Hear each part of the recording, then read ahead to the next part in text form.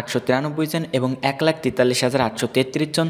So এতগুলো সংখ্যা আমরা না দেখে আমরা জাস্ট জানতে এসেছি যে বৃহস্পতিবার তোমাদের রেজাল্টটা প্রকাশ করা হচ্ছে কিনা। চলো আজকে আমরা দেখব চলতি বছরের এসএসসি ও সমমান পরীক্ষার ফল প্রকাশের তারিখ কবে। আমরা দেখতেছি 10 জুলাই তারিখটা প্রকাশ করেছে, কিন্তু কথাটা কতটুকু সত্য আমরা একটু দেখে আসি। চলো দেখো, এসএসসি ও সমমান পরীক্ষার ফল প্রকাশ বৃহস্পতিবার। চলতি বছরের এসএসসি ও সমমান পরীক্ষার ফল আগামী বৃহস্পতিবার অর্থাৎ 10 জুলাই প্রকাশের প্রস্তাব করেছে শিক্ষা বোর্ডগুলোর আন্তঃশিক্ষা বোর্ড পরীক্ষা নিয়ন্ত্রক কমিটি।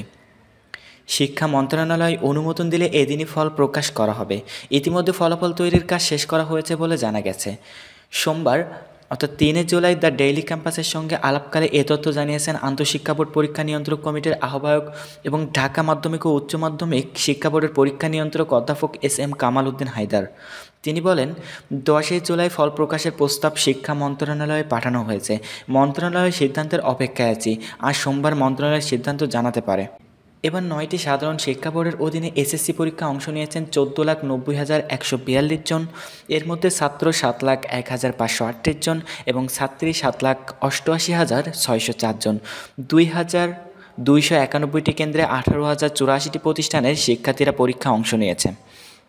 মাদ্রাসা শিক্ষা বোর্ডের অধীনে পরীক্ষার্থী রয়েছে 2,94,726 জন। এর মধ্যে ছাত্র 1,50,893 জন এবং 1,43,833 জন। সো এতগুলো সংখ্যা আমরা না দেখে আমরা জাস্ট জানতে এসেছি যে বৃহস্পতিবার তোমাদের রেজাল্টটা প্রকাশ করা হচ্ছে কিনা। অর্থাৎ শিক্ষা বোর্ডগুলো কিন্তু অলরেডি একটা প্রস্তাব করেছে শিক্ষা মন্ত্রণালয়ের কাছে যে আমরা বৃহস্পতিবার 10 জুলাই রেজাল্টটা প্রকাশ করতে যাচ্ছি। এখন শিক্ষা মন্ত্রণালয় যদি এটা পাশ করে, প্রতি বছরই আমরা দেখি যে শিক্ষা বোর্ডগুলো যেদিনই রেজাল্ট প্রকাশ করতে চায় তারা কিন্তু সেদিনই পাশ করে দেয়। তো আপাতত ধরতে পারো যে 10 জুলাই তোমাদের রেজাল্টটা প্রকাশ হচ্ছে, কিন্তু এখনও কিন্তু কনফার্ম না, কেননা এখনও তারা প্রস্তাবের তারিখ প্রকাশ করেনি।